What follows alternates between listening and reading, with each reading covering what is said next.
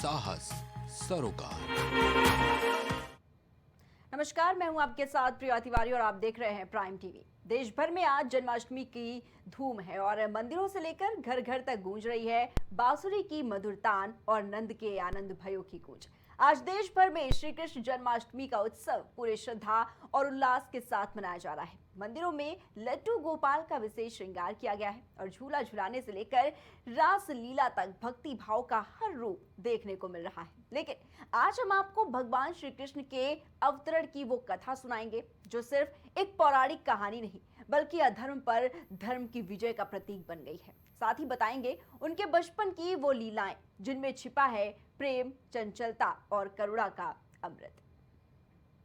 द्वापर युग, अत्याचार की अंधेरी रातें, जब मथुरा का राजा कंस अपनी ही बहन देवकी के गर्भ से जन्म लेने वाले 8वें पुत्र से भयभीत था। एक तानाशाह जिसने धरती पर पाप का भार बढ़ा दिया था। तब देवकी और वासुदेव की कारागार में आधी रात के समय रोहिणी नक्षत्र में भगवान श्री कृष्ण ने जन्म लिया।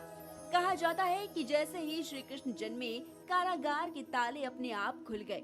पहरेदारों को नींद ने घेर लिया और वासुदेव ने नवजात कृष्ण को लेकर यमुना पार गोकुल पहुंचाया, जहां नंद बाबा और यशोदा मैया ने उन्हें अपने पुत्र के रूप में पाला। गोकुल में श्री कृष्ण का बचपन सिर्फ लीलाओं से भरा नहीं था, बल्कि हर क्षण में कोई दिव्य संकेत छिपा था। बाल कृष्ण के मुंह में जब यशोदा ने संपूर्ण ब्रह्मांड देखा, तब उन्हें पहली बार आभास हुआ कि उनका पुत्र कोई सामान्य बालक नहीं। कभी माखन चुरा कर गोपियों को चिढ़ाना तो कभी रूठ कर छिप जाना।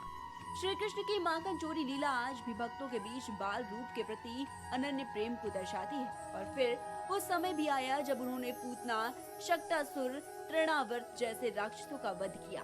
एक बालक होकर भी असुरों का नाश करना ये दिखाता है कि ईश्वर जब भी आता है, अधर्म को समाप्त कर धर्म की स्थापना करता है, चाहे वो बचपन हो या यौवन।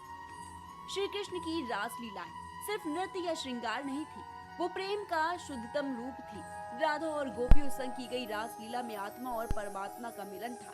कृष्ण ने संसार को सिखाया कि प्रेम का कोई बंधन नहीं होता, न समय का न शरीर का। उन्होंने हर गोपी को ये अनुभूति दी कि कृष्ण केवल उनके हैं और यही ईश्वर का वो रूप है जो हर भक्त के साथ व्यक्तिगत संबंध जोड़ता है। आज जब हम श्री कृष्ण जन्माष्टमी मना रहे हैं, तो सिर्फ व्रत, उपवास या पूजा से आगे बढ़कर उनके विचारों को भी अपनाना चाहिए। बाल रूप में उन्होंने हमें सिखाया चंचलता में भी भक्ति हो सकती है। किशोर रूप में बताया प्रेम निस्वार्थ होता है और कुरुक्षेत्र में अर्जुन को दिए उपदेशों में उन्होंने हर व्यक्ति को सिखाया कर्म करते जाओ, फल की चिंता मत करो। श्री कृष्ण कोई एक मूर्ति या उत्सव नहीं, वो एक जीवन दर्शन है जो हमें हर रूप में सिखाते हैं कि परिस्थितियां कैसी भी हो, मन डगमगाए नहीं और अंत में जीत सच्चाई की होती है। इस जन्माष्टमी पर आइए श्री कृष्ण के बाल रूप को झूला झुलाएं जरूर, लेकिन उनके विचारों को भी जीवन में उतारे। यही सच्चा उत्सव होगा। श्री कृष्ण जन्माष्टमी के इस खास